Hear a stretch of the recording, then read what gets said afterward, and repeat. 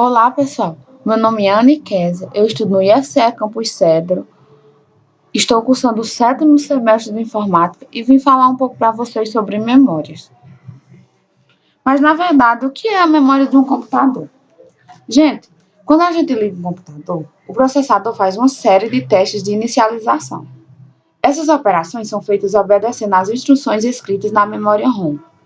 Uma dessas instruções é carregar o sistema operacional para a memória RAM.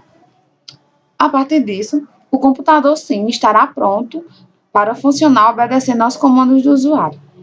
O processador é responsável em pegar os dados, processá-los e armazená-los em algum local. Como a área interna do processador não é muito grande, essas informações são armazenadas em uma área chamada memória. E uma hierarquia de memória. O que é isso? A gente sabe que os programadores têm a ambição de sempre ter muita quantidade de memória. Contudo, as memórias rápidas são de alto custo e normalmente de pequena capacidade também. Uma solução é a organização do sistema de memória em hierarquia, com diversos níveis, onde memórias cada vez mais rápidas, menores e com custo por byte maior são colocadas nos níveis mais altos. O objetivo é fornecer um sistema de memória com um custo próximo daquele do nível mais baixo da hierarquia e velocidade próxima daquele do nível mais alto. Está aqui, a hierarquia aqui na pirâmide, para vocês terem uma ideia. E quem está no topo são os registradores, seguidos da memória cachê, memória principal e secundária. Eu vou falar sobre cada um para vocês. Gente, eu vou começar falando para vocês sobre os registradores, que é o que está no topo da nossa pirâmide. Em um sistema de computação, a destinação final do conteúdo de qualquer tipo de memória é o processador. O que é que significa? O objetivo final de cada uma das memórias é armazenar informações destinadas a serem, a qualquer momento, utilizadas pelo processador. Ele que é o responsável pela execução de instruções, pela manipulação dos dados e pela produção dos resultados das operações. Antes que a instrução seja interpretada e as unidades da CPU sejam acionadas, o processador necessita buscar a instrução de onde ela estiver armazenada, seja na memória cachê ou principal, e armazená-las em seu próprio interior, em um dispositivo de memória denominado registrador de instrução. Em seguida a este armazenamento de instrução, o processador deverá, na maioria das vezes, buscar dados da memória para serem manipulados na aula. Esses dados também precisam ser armazenados em algum local da CPU até serem efetivamente utilizados. Um registrador é, portanto, o elemento superior da pirâmide de memória, como vocês puderam ver na imagem anterior. Por quê? Por possuir a maior velocidade de transferência dentro do sistema, menor capacidade de armazenamento e maior custo. Em resumo do que eu falei, a CPU contém internamente uma memória de alta velocidade que permite o armazenamento de valores intermediários ou informação de comando. Essa memória é composta por registradores, na qual cada registro possui uma função própria. Um registro memoriza um número limitado de bits, geralmente uma palavra de memória. Bom, pessoal, seguindo a nossa lógica da pirâmide, agora eu vou falar para vocês sobre memória cachê. Como o processador tem uma velocidade muito superior à da memória RAM, surgiu o seguinte problema. O processador ficava subutilizado a maioria do tempo, esperando que essa memória ficasse pronta para receber ou enviar dados para serem processados. Com isso, o desempenho do computador ficava prejudicado. Portanto, a solução foi criar um tipo de memória chamada cachê estática, em que o circuito controlador lê os dados da memória RAM e os copia para uma memória cachê. Com o tempo de acesso à memória cachê é muito mais curto do que o tempo de acesso à memória RAM. A velocidade de todo o sistema aumenta. O processador sempre procura os dados primeiro nas memórias cachê, respeitando a ordem dos níveis, só recorrendo à memória RAM quando não localiza os dados da memória cachê. Existem três níveis de memória cachê.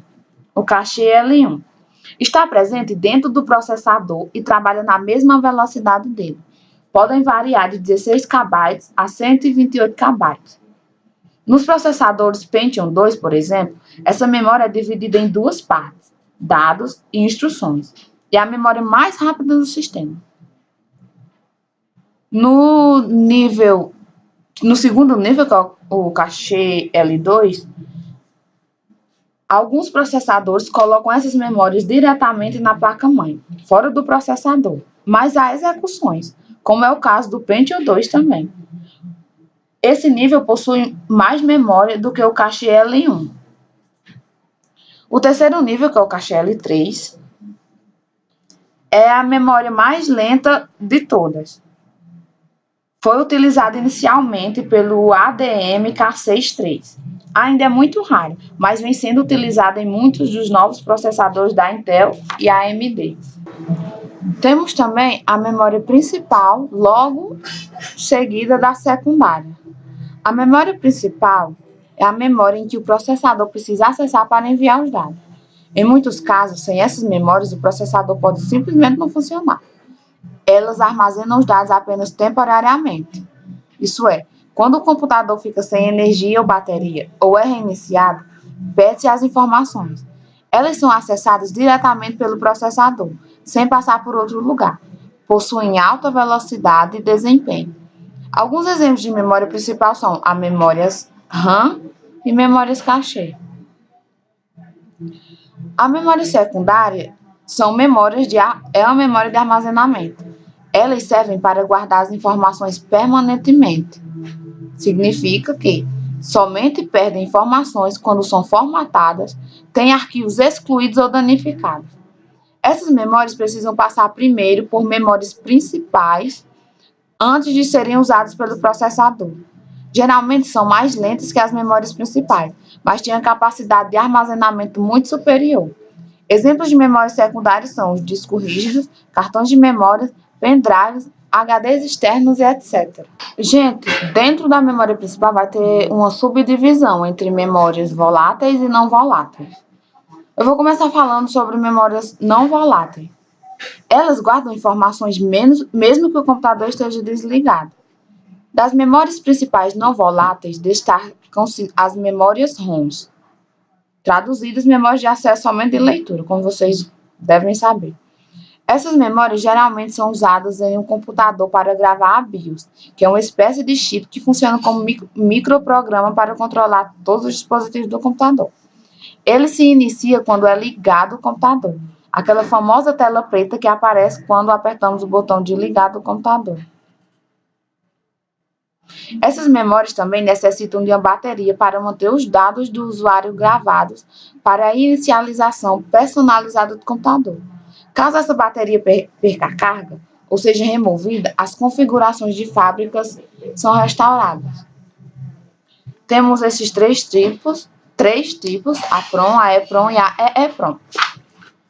A PROM, nesse tipo de memória, pode ser programado por meio de um equipamento especial usado em laboratório. Contudo, uma vez programada, não pode ser modificada de forma alguma. É muito útil para quem trabalha com hardware em laboratório e para quem precisa de segurança máxima. É como se fosse um disco virgem de CDR. A EPROM é uma PROM que pode ser apagada e programada por meio de aparelhos específicos que fornecem as voltagens adequadas de cada pino. Para apagar os dados contidos nela, basta iluminar o chip com raios ultravioletas. E esse último exemplo, a EEPROM, esta pode ser apagada e reprogramada da mesma maneira que as EPROM. Atualmente, quase todas as placas-mães possuem elas, para armazenar o BIOS, permitindo assim o upgrade ou atualização de BIOS. Essas memórias são chamadas de Flash ROM ou Flash BIOS. Já as memórias voláteis precisam de energia para armazenar os dados, ou seja, os dados são perdidos quando o computador é desligado. Elas são fabricadas em duas tecnologias, as dinâmicas e estáticas. As dinâmicas é um tipo de memória que precisa ser atualizada e recarregada constantemente. O funcionamento, basicamente, é da seguinte forma. O transistor indica se a célula está vazia, com 0, ou cheia, com 1. Se estiver vazio, o capacitor é carregado. Mas é como se o capacitor sempre estivesse com defeito, pois ele se descarrega muito rápido. Por isso, são necessários vários refreshes para manter os dados armazenados. Um exemplo de memória dinâmica é a memória de RAM. Já as memórias estáticas, as informações ficam armazenadas durante todo o tempo, mudando apenas durante algum pulso de clock novo. Esse tipo de memória não tem o defeito do capacitor. Em teoria, as memórias estáticas possuem um desempenho muito superior às memórias dinâmicas. Mas, como o tempo de refresh está cada vez reduzindo, e as memórias dinâmicas sendo bem mais baratas, atualmente as mais usadas são as dinâmicas. Um exemplo de memória estática é a SDRAM. Existem também algumas tecnologias de memória RAM, seguidas aí, como se podem ver, essas 5 na imagem. Essa FPM permite um rápido acesso aos dados de memória. Para que você entenda, um chip de memória RAM é composto por um conjunto de matrizes de células de memória. Essas células recebem sinais de endereçamento e controle e fornecem ou recebem informação. Essas matrizes nada mais são do que tabelas com linhas e colunas. EDO. Foi criada em 1995 para melhorar a tecnologia FM. A tecnologia EDO permite que o processador acesse o endereço de memória ao mesmo tempo em que a tecnologia está entregando um dado permitido anteriormente. O resultado é uma economia de tempo, consequentemente, há um aumento de velocidade. A memória SDRAM, que foi mencionada aqui atrás, ou um segundo aqui atrás, possui uma tecnologia interna muito avançada, permitindo que 2 dados possam ser lidos ou armazenados por vez. Essa tecnologia permite que as memórias sejam sincronizadas com o processador, evitando assim a espera de dados. Essa PC100 são as únicas memórias que trabalham corretamente na frequência de operação 100 MHz. Foram criadas devido aos processadores que trabalhavam externamente a 100 MHz, como o K6-2 e o Pentium 2.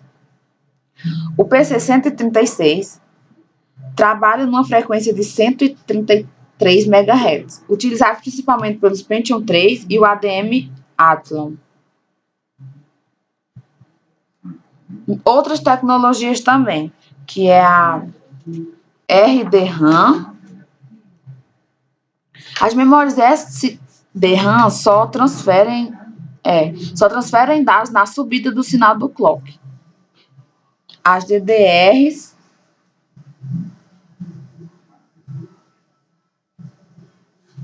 existem aí novas tecnologias de memória.